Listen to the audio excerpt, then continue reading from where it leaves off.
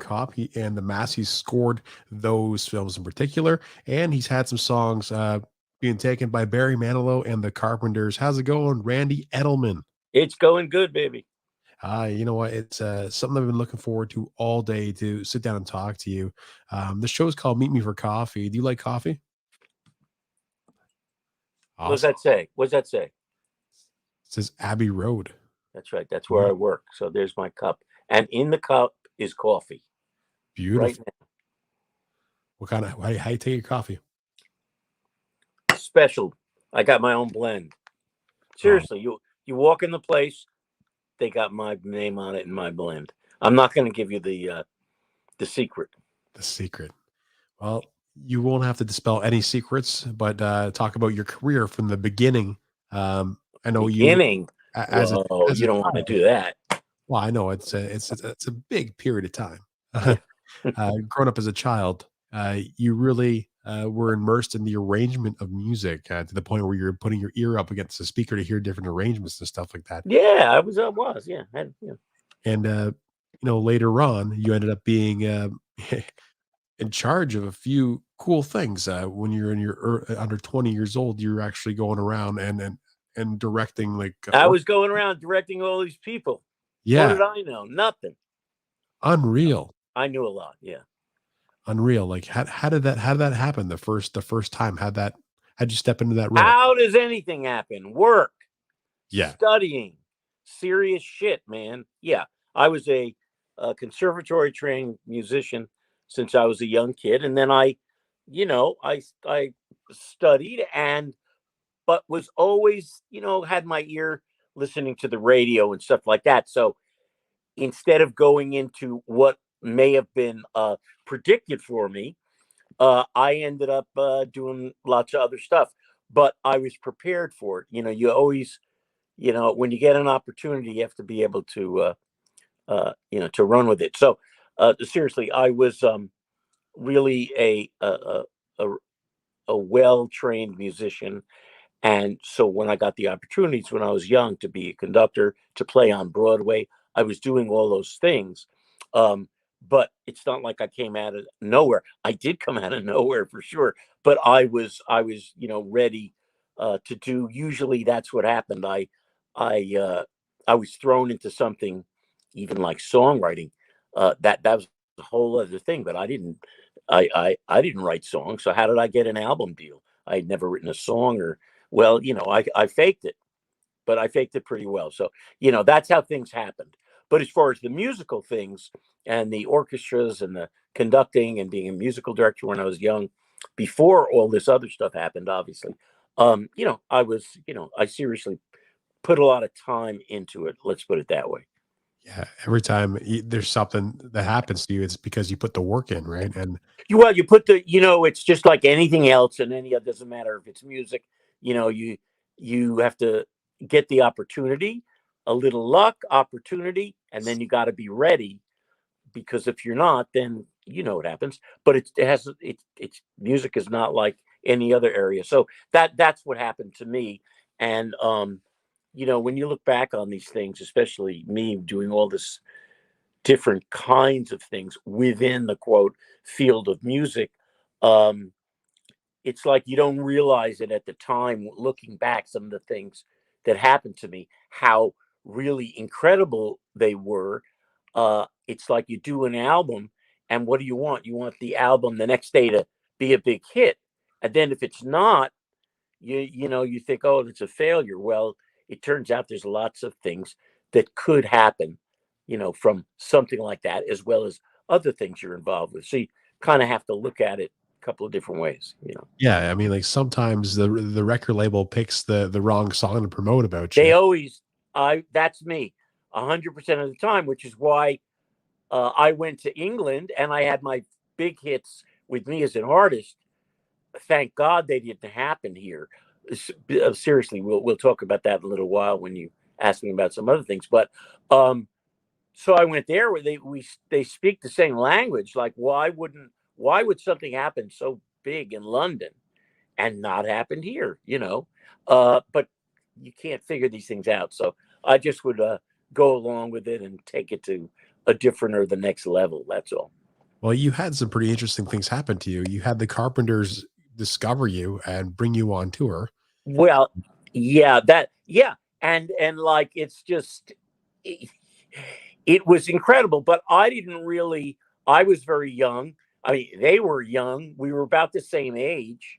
Karen was a little younger, but they hadn't been around, except they were selling millions of records. So uh, they didn't. They heard this album I did, which believe me, no one heard. Too long a story to get into how they heard it. Obviously, there's got to be a link because, at the time, that's right when the record business, well, not right then, but the music business changed.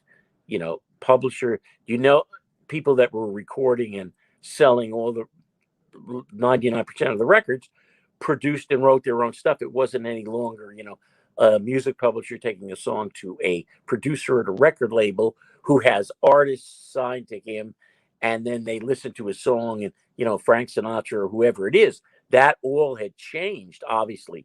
Doesn't matter going back to the Beatles or Bob Dylan or anybody. Early on, the business shifted. So therefore, by the time I kind of got on the scene, even though I wasn't on the scene because I didn't even know there was a scene, if you wanted your songs recorded, you had to do them yourself because the amount of people recording songs had gone to nothing. There were like a few little people. The rest of the people were, it doesn't matter if it was the Eagles or the Beatles or Bob Dylan or James Taylor or anybody. So now, why am I saying this? I'm circling right back to what you just asked me about.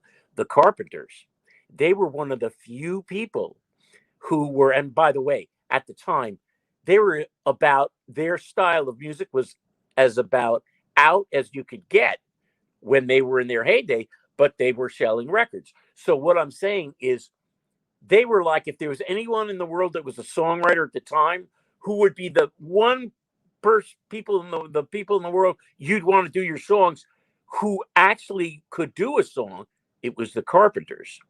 So it was like a real needle in a haystack to get with them. And did I try to get with them? Of course not. If you try to get with someone, you can't. There's got to be some link. So what happened is Richard, who's a very talented guy, who's a piano player and arranger, really hooked on to my album and my playing on this album.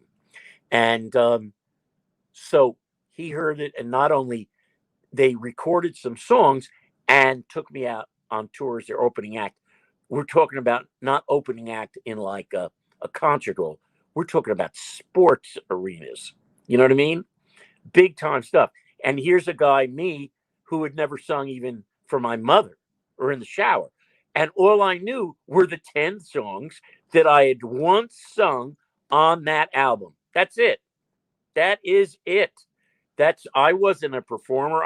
Now, was I into it? Did I write the songs? Of course, And so my musician thing was going on in a different direction, but I was happy to do that. But I just never knew what was going to happen. And so they took me out on tour, and I had to get up in front of 10, 15,000 people a night and sit at a piano playing the only 10 songs I knew, unknown songs from my album. And, we're going to get off this because it goes on. Well, all my things go on a little long. What happens a few days after I'm on tour with the Carpenters, and now I'm feeling comfortable, won't even get into like the first time, and just having never experienced that, anything like that.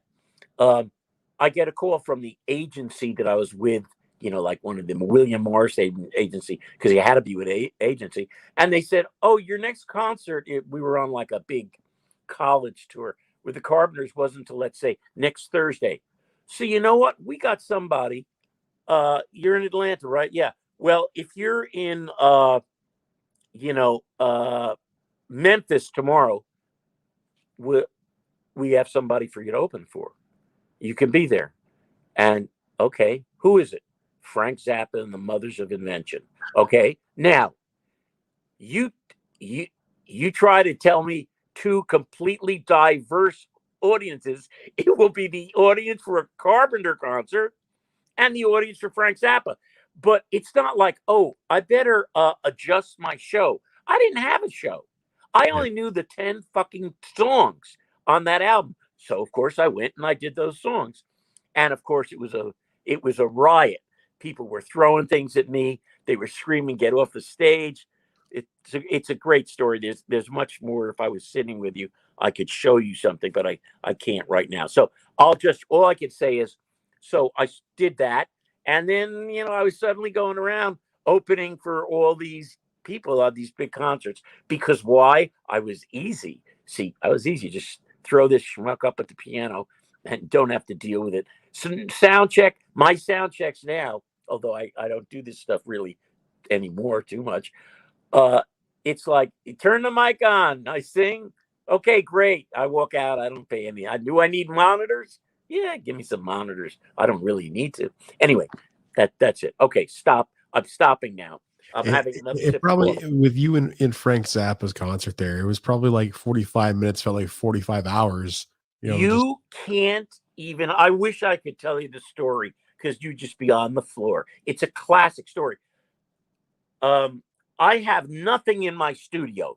I'm going to show you something, okay? I have nothing. I have a billion gold records. I've done 100 films, these huge monster hit movies. Do I have any? Nothing's up. But you know what I have? I'm going to show you.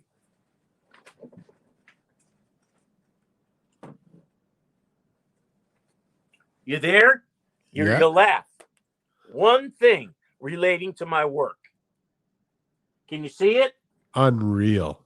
Can you see it? Unreal. Yeah. Okay. Isn't that funny? I'm telling you, that's, I swear to God, there's a couple of things, nothing's up except that little thing.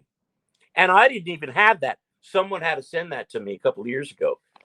That's incredible. Like, it's not that, anyway, it's just a little story. Okay. Sorry. So now you continue on with your coffee talk. Well, you know what is stuff like that like gets me really interested. I like being nostalgic too, and it probably like brings you back to that moment when somebody gives you a gift like that. Oh, you mean that thing?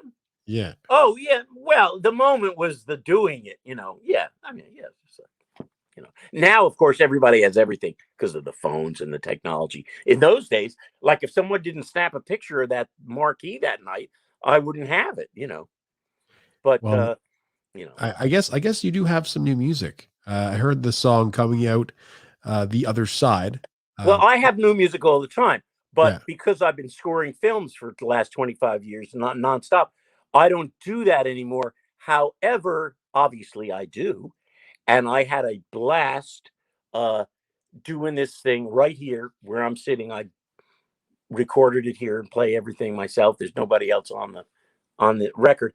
And it's kind of a fun thing about it. It's not, it's got a message with the COVID, but it's obviously a fun thing about how when we, get out, and we thought we were getting out a few months ago and we thought it was going to be over because of the vaccine. We're going to go out and have a good time. And that's really about, I don't want to belittle it.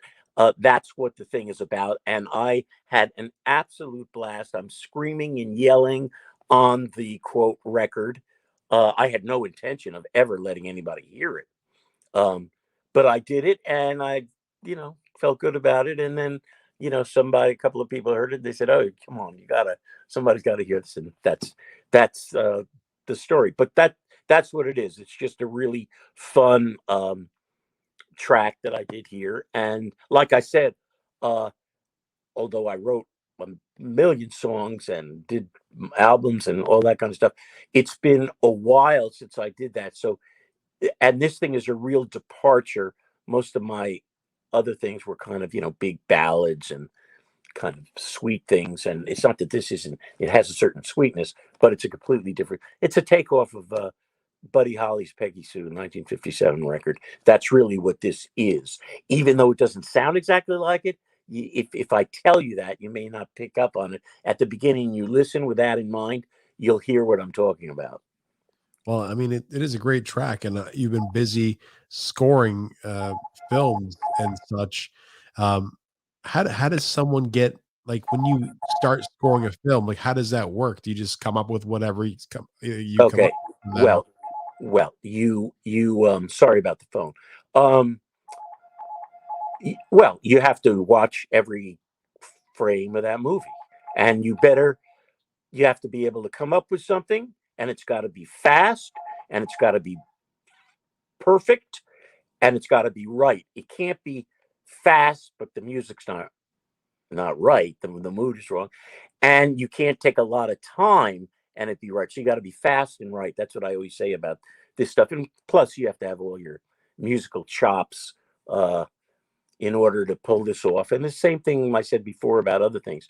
It's opportunity, and you don't just get into scoring films. It's a. I didn't just decide. Oh, gee, I had no interest at all.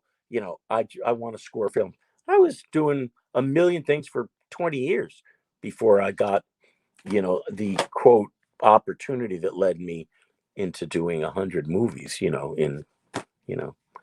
So but it's 24/7.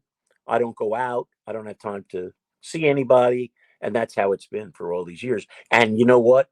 It's great. You're under a lot of pressure, but there's a lot of musically, it is very satisfying. And for me, the songwriting thing was kind of a fluke that I even got into doing it, let alone being an artist or singing or writing lyrics.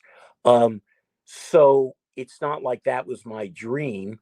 So I just used the great experience I had by writing and producing and arranging my own records.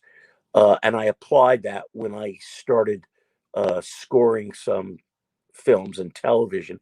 And that was a great background to have because, especially all the, comedies. I mean, I was the king of comedy, whether it was Twins or Kindergarten Cop or My Cousin Vinny or The Mask or, you know, if I had to make something hip fast, I knew how to do that. You can't just stand in front of an orchestra and do that. So that record, that song, album background was good in that sense for scoring films, even though most of it was, big, like Last of the Mohegans and Gettysburg and Dragonheart and all those big things that I did. Uh, they were more orchestral settings, not pop stuff at all, you know. And I never ever would write a song or anything like that. For a film. That's a completely different, uh, discipline. So film scoring is one thing, and songwriting is something else. Completely. now when you score a film, it's you listen to the director, right? So if he doesn't like this, you basically cut it, right? No, it's not that simple. No? Yes, you have to listen to a director. Um, it's not a question of cutting it. It's a question of you realize they're not happy, and then you got to come up with something else. And people say, "Well, how long do you have?" You have a week if they give you a week. You have 3 months if they give you 3 months. You have as long as whatever. Each film is a different situation. You come into it in a million different, they're all different, which is actually what makes it interesting. For me, I love the things where there was no time and somebody was thrown out. And, I love that because they can't screw with you. They don't have a lot of time. And these are big movies. They're Hollywood, studio films. So, I kind of like that rather than, you have a lot of time and they, but there's always that's what a film composer has to be. You have to be able to kind of have a certain personality, which by the way, I don't have, to be able to collaborate. I mean, I have somewhat of what is involved, but sometimes I'm a little, I just can't from a musical standpoint because these people aren't musicians and they don't have to be. But every director, it's the same thing. They'll say, I love doing this, but my favorite part is composing the music. And you go like, what do you mean your favorite part is You're not composing a note. Well, they're trying to tell you how much they enjoy the process. And then that's always the beginning of the end, when they say that. But It they all can say the same thing. They're all either one guy's a opera expert, another guy's a jazz expert, and the other guy is a funk. They all have their expertise, which they don't have any expertise at all. It's what they love, and that's fine. So you kind of have to deal with them and deal with something called a temp score. You know what a temp score is, right? Kind of, but You can imagine, right? Well, every movie, they don't spend any time on the real score that you hear. The time is spent on a temp score, and that's what they put in from after the movie shot, and the editor and the director put in, and of course, technology now makes it possible to put music in or try stuff. It used to be years ago. Well, you have to go out and get something and then listen to it. Well, you don't have to do that anymore. You press a button. You want Bach, you're Bach. You want Beethoven, you're Beethoven. You want the Rolling Stones, boom, boom, boom. You just put the track in. No, that's not a good idea. That makes it very hard for a composer. Then they use that music when they watch dailies, and they use the music when they screen it at screenings that the studio has for an audience to see how people like the picture. And so what I'm saying is they spend time with this temp score. Now finally they get around to the last person who's involved in this project making an important contribution. You know who that is? That's me. Okay, that's a composer. All these other people could have been involved for, I'm telling you, sir, 20 years. You say, how could someone make 20? That's nothing. There's longer ones. It doesn't matter if someone licensed a book or they wrote a screenplay and then it went to this studio and then a star drop. There's all different stories of why these things. And by the way, it doesn't matter if it's the stupidest movie in the world. Has nothing to do with the length of time. It could be something that's fantastic and a beautiful film, and maybe that's only been around 2 years. It has nothing to do with that. It's just whatever the source material, whatever the story is. And it doesn't matter if it's an action film or a comedy or a wonderful period drama. They all have their own histories. And everybody's taken all this time. And at the end, you say, well, why don't they bring a composer in? It just doesn't work like that. They don't bring a composer in until the thing is locked, So you're kind of entering this family, whatever the story is. And it's like they dare you. And then you may say, well, if they asked you to do it and you've done all these films, don't they trust you? No. That's just not the way it is. So, but for me, it just makes it really interesting, and then after a while, you just get used to the way these things occur, and they're all different. There's always like a new guy at the door, and they all have different backgrounds. It used to be film directors. You would say, well, what have they done? And you'd say, oh, but years ago, they came out. What did they come out of? They came out of the theater. They were the directors on Broadway, but it's not like that anymore. They may come out of music videos, or they're writers or screen, different places. So you just have to, but when you said, yeah, they come over. And of course, because of the technology, everything's back to the technology now. It used to be, what did a guy have? He had a moviola if he was a big shot composer, and a piano. How could you show somebody what it was? Well, somehow all that great music was written like that. Now they can come over here and I can do a full-blown mock-up of any kind of music, and it'll sound, if you don't like it here, you won't like it when I go to Abbey Road with the London Symphony. It's going to be the same sounding thing. And that's because of the technology. So these guys are used to coming over and hearing it. And you can't say, well, it's not going to sound like that because this is primitive. No, these guys are used to hearing, full-blown stuff. And so the situation between a director and a composer is now a lot different than it used to be 30, 40, 50, 60 years ago, because they couldn't hear stuff until you got on a soundstage with like a full orchestra, Is there ever like how long do you have to watch the movie to actually get a feel for what's going on, or to compose that specific part? Nothing. Zero. Zero. You don't have any time. You got to look and write. That's the way it works. Now, yes, if you got a little more time, it depends. But basically, you can't sit around. I won't. I'll try to be good as far as my language here. You can't sit around here. You know, you don't have that time. You got to look at something, and you have to write something. Because if you don't, you know that by the afternoon you're supposed to be on another section. And if you haven't come up with that thing that you were thinking about and scratching your head, you're going to have to deal with it at 5 o'clock in the morning because you've already fallen behind. I mean, music for movies, you're writing at least an hour of music. That's a lot of music for all these films, be it comedy, action, whatever it is. So you have to write something.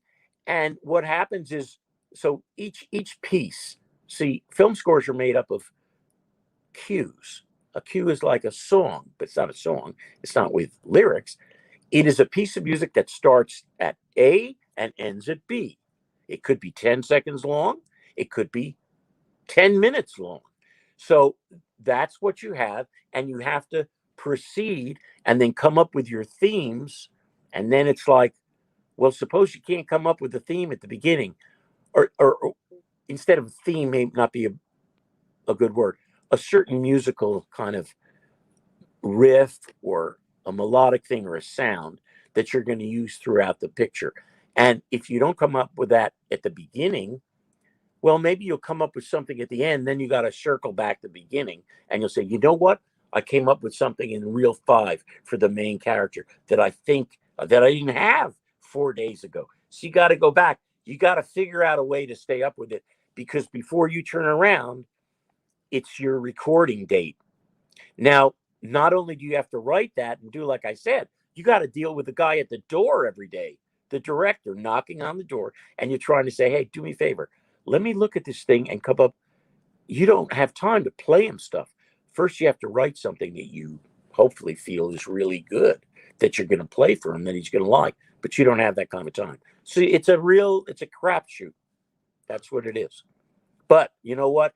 It's the greatest thing in the world, bar none, to be doing something like this because as opposed to an album or a Broadway show or something, you write the music. If you're lucky enough, it comes out and then you wait.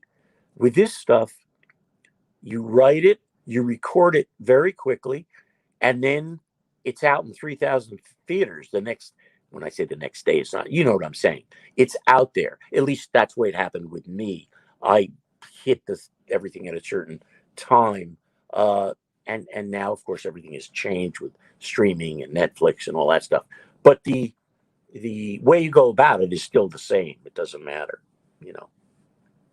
This is very insightful. Like this is stuff that I actually didn't really know. So, Well, okay, I can, if I'm sorry because I'm going. It's just if you ask about it, yeah, it's a very, it's a really involved thing, and obviously, there's not, in the world, there's hardly any people who do it.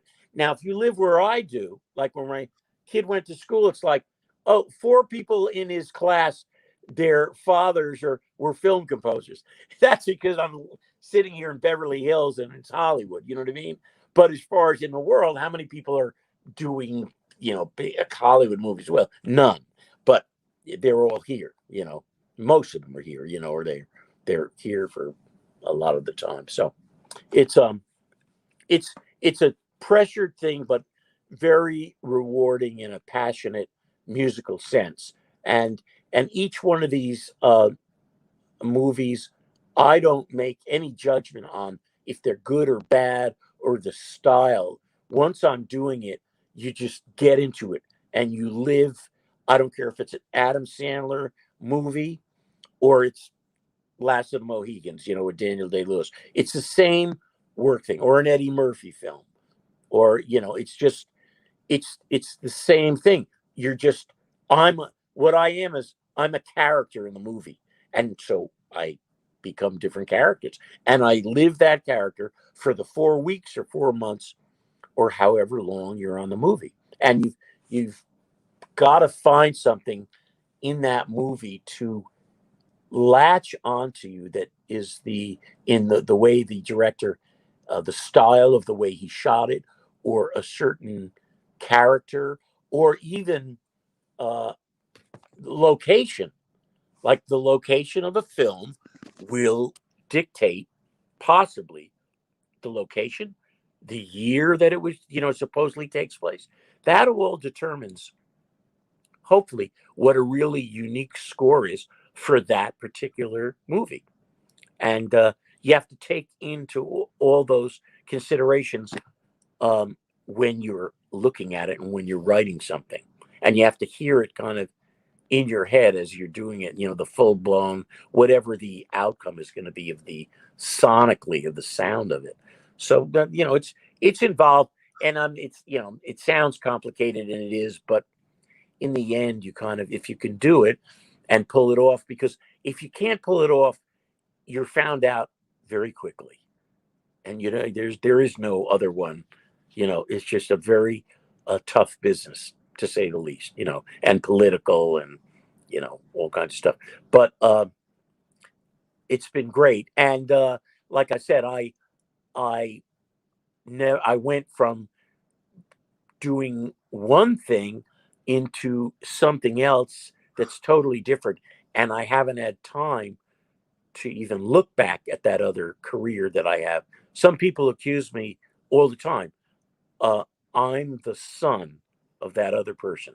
So I swear to God, I don't even want to tell you how often this happens. And then you go, well, no, I was writing songs and doing those albums, and I was in my early 20s, or blah, blah, blah, blah, blah. And now it's all these years later, and I do that. It's not that far fetched, but because musically it's such a change, especially the big dramatic orchestral stuff, from the songwriting or the quote artist, from what I was doing, that they don't even consider right away, oh, it's the same person.